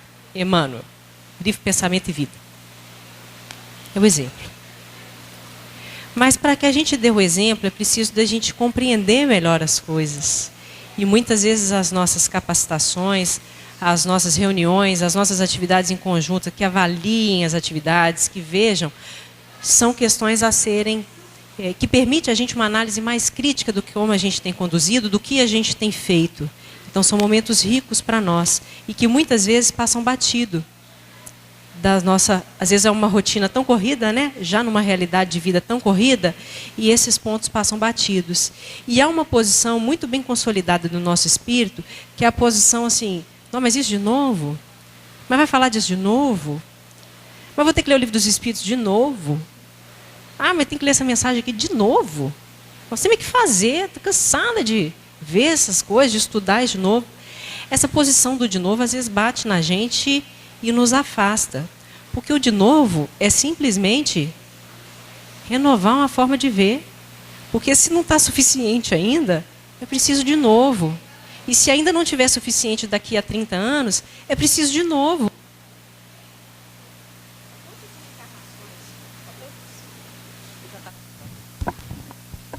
Há quantas reencarnações nós já estamos no de novo? Porque o novo foi há 2000 anos. E nós já estamos no de novo há quantas? Então nós não temos que ter preguiça disso não, porque isso é posição de preguiça, de inércia. Ah, mas eu já tenho 50 anos de doutrina espírita. De novo, isso não. Isso é para quem está chegando na casa. Não é. Essa é uma posição delicada.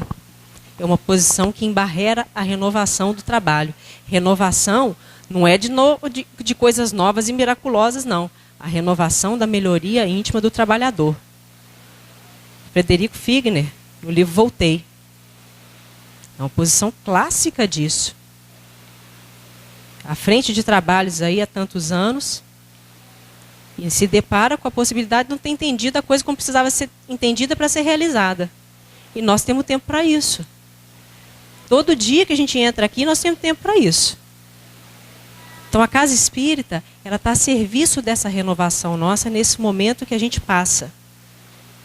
Momento individual, nas dificuldades do lar, profissionais, mas fundamental naquele quanto de vibração que a gente precisa ter quando tem uma notícia de que um homem-bomba matou 30 pessoas em tal lugar. A nossa posição não é a da condenação, e nem de achar que está tudo perdido ou acabado, de jeito nenhum. Nós estamos falando de espíritos e nós já entendemos Nós já entendemos qual é o conhecimento espiritual, o que é que o conhecimento espiritual traz para nós, o que é que a fé nos auxilia a pensar. Lembra dos 5 princípios da fé. Fé inabalável é que se assenta em 5 princípios: Deus, alma, futuro, progresso das relações. E agora? Não é mais ou menos a imortalidade da alma. Indefinito. Progresso indefinito. Enfim, essas que a gente está conversando delas. São essas 5 que vão nos assentar para isso. Então nós precisamos resgatar isso de novo para colocar a favor. Então o espírito não envelhece, no sentido que a gente tem na referência do corpo físico. Tá certo? O espírito não para. Ah, já cheguei com 90 anos, já fiz tudo o que eu tinha que fazer e agora... Não, nós estamos falando de espírito. O espírito continua, o espírito não para não. Há uma limitação real e física, mas que pode ser adequado o nosso fazer àquela condição. Tá certo?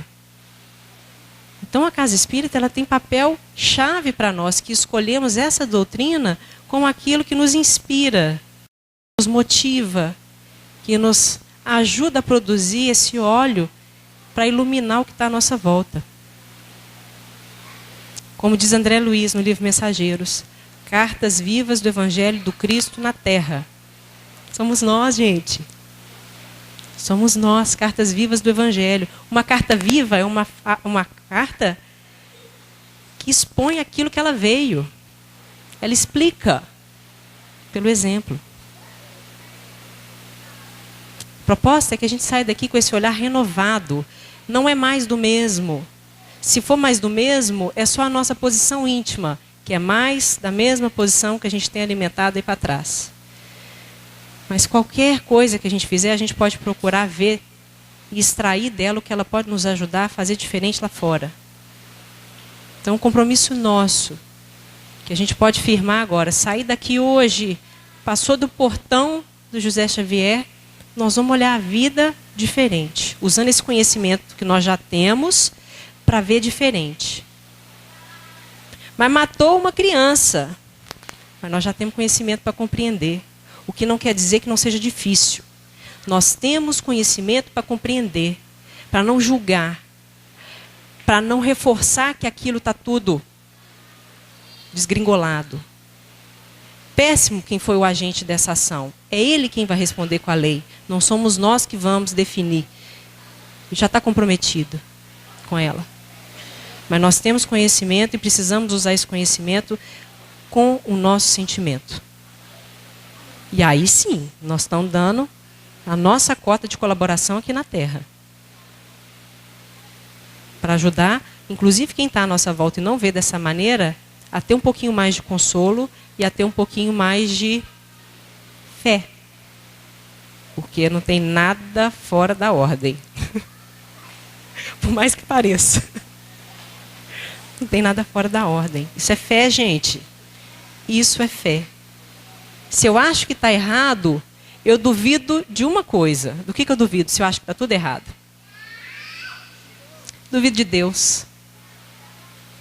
Então, essa relação ainda não está bem estabelecida. Se eu duvido, ainda não está bem estabelecida. Eu preciso melhorar essa relação com Ele. Entender melhor essa relação do Pai conosco. Deixa os meninos lá. Deixa os meninos lá e foca aqui. Nós estamos num trabalho bom. Eles estão ouvindo também. Os espíritos estão tudo ouvindo ali. Deixa eles ali. Quero saber se vocês querem falar, gente. Fala. Fala alguma coisa. Vamos lá, pode falar. Alguma coisa que vocês queiram trazer da realidade de vocês, do cotidiano. Porque falar a gente fala. Vocês já viram que tem slide para frente, para trás, para um lado, para o outro, e dá para poder falar. Vocês querem colocar alguma coisa que seja da realidade suas? Aqui?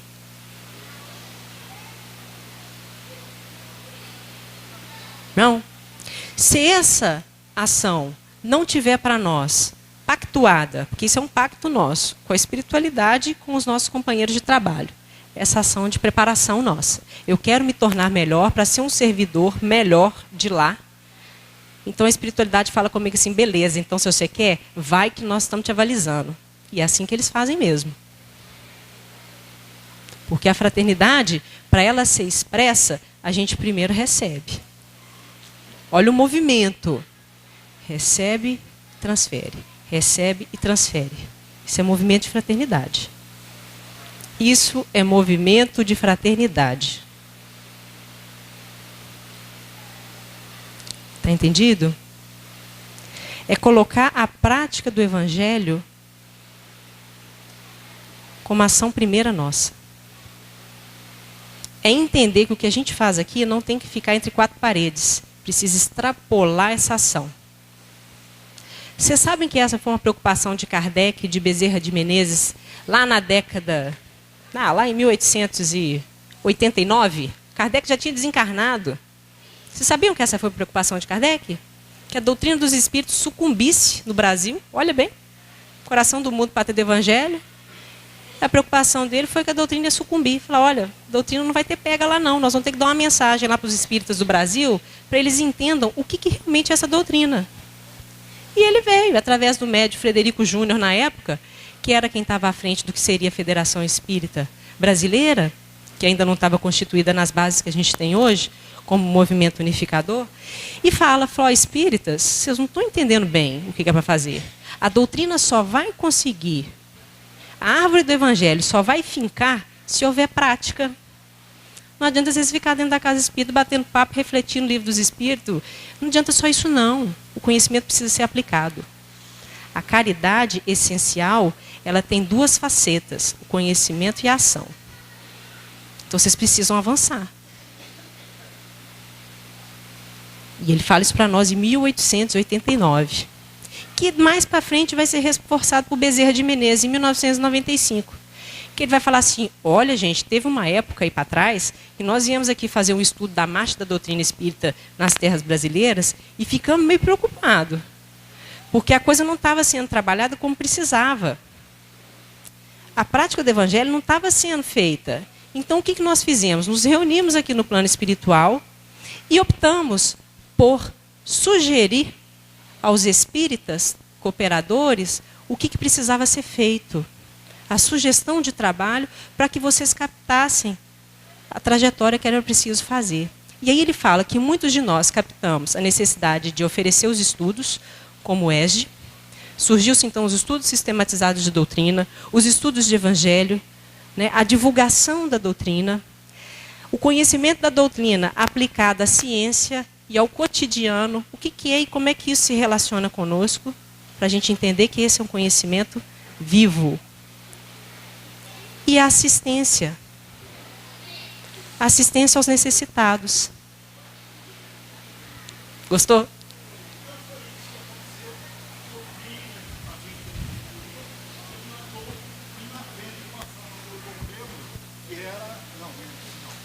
Não, pelo amor de Deus. Você vê o que eu passo, hein? Você vê o que eu passo.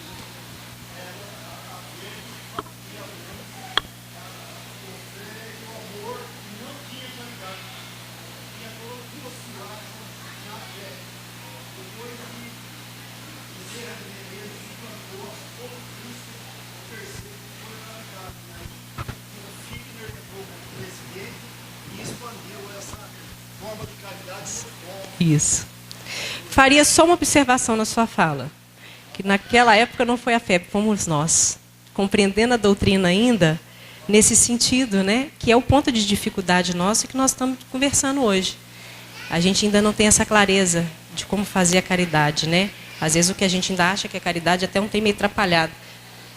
Né, seu Bazan?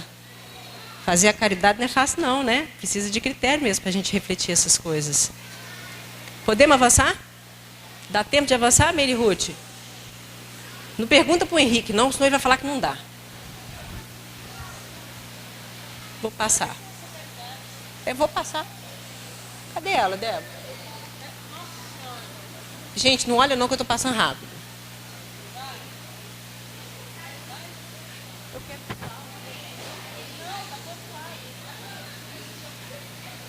Estou procurando um slide do Divaldo, gente, que ele fala exatamente disso que nós estamos falando.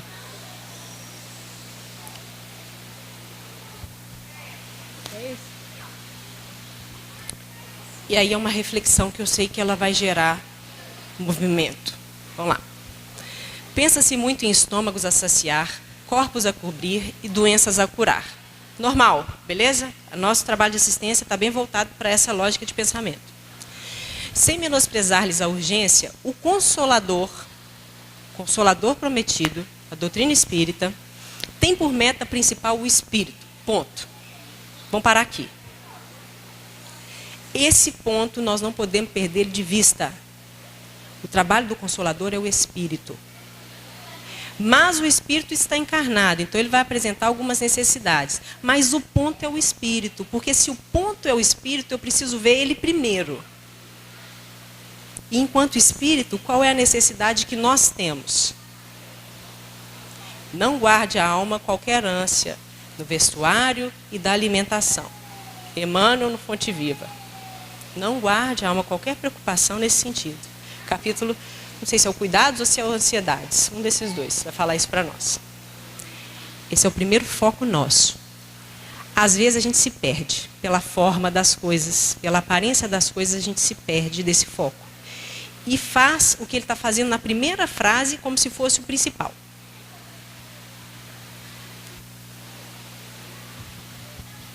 Pensa-se muito em estômagos a saciar, corpos a cobrir, doenças a curar.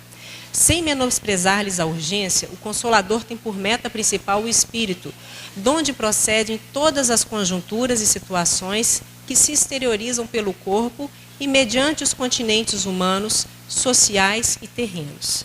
Então ele está dizendo para nós que é preciso focar o espírito, porque o foco do que a gente constrói na encarnação que a gente vive é o espírito, é a ânsia dele, são os desejos dele, é a construção pregressa. E se a gente não trabalha o espírito por meio da renovação, a gente pode saciar a matéria, mas não muda o patamar que ele está vivendo. Nós vamos ficar muito satisfeitos de fazer a caridade. Mas nós vamos estar sendo falhos num ponto importante, que para a nossa evolução foi muito importante. Quem nos ajudou com o nosso aprimoramento espiritual. Se alguém não tivesse me ajudado com o meu aprimoramento espiritual, talvez eu não tivesse saído das minhas misérias. Alguém apostou em mim nesse ponto. Esse ponto dá muito mais trabalho. Muito mais trabalho para a gente se dedicar e para a gente fazer. Nós estamos falando de transição, nós estamos falando da casa espírita. É preciso olhar para esse foco, senão as questões de segurança não melhoram, as questões de saúde não melhoram, as questões sociais também não melhoram. Se não for focado o espírito. Nós fazemos paliativo. Sem qualquer restrição à prática da caridade material, então nós não estamos falando que não tem que ter, não, pelo amor de Deus, tá certo? Isso está no nosso contexto de trabalho e é fundamental. Ninguém que passa fome, hoje precisa mais ficar passando fome na terra, não. Nós não estamos falando isso. Ele está dizendo, ó, sem qualquer restrição à prática da caridade material, a excelente caridade moral, a luminosa caridade espiritual, que beneficiam o paciente e edificam o benfeitor, fortalece-os e alegrando-os no Senhor, com quem deverão manter fortes vínculos de perfeita comunhão interior, constituem-se imperativo primordial e insubstituível. Então aqui, Manuel Filomeno de Miranda, pelo Divaldo, no livro Tramas do Destino. Ele está dizendo para nós que esse é o foco, que outras atividades podem advir disso, mas nós não podemos negligenciar com esse primeiro. E aí não tem receita, não. Não me pergunta como é que faz, não, porque não tem receita também, não. Cada casa tem uma realidade, cada um de nós vive uma experiência e nós vamos entender o melhor caminho para colaborar com essa edificação espiritual. Agora, eu acho que vocês deviam falar.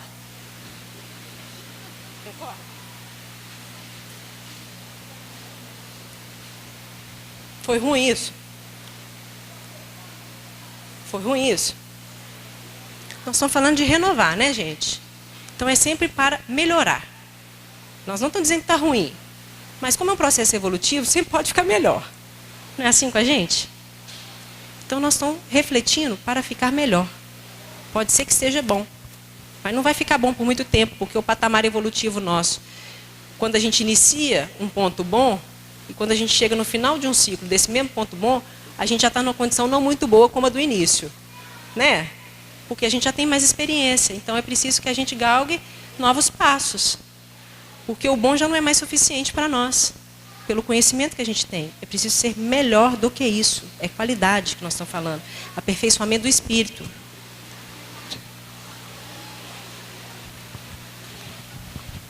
É um ponto importante esse.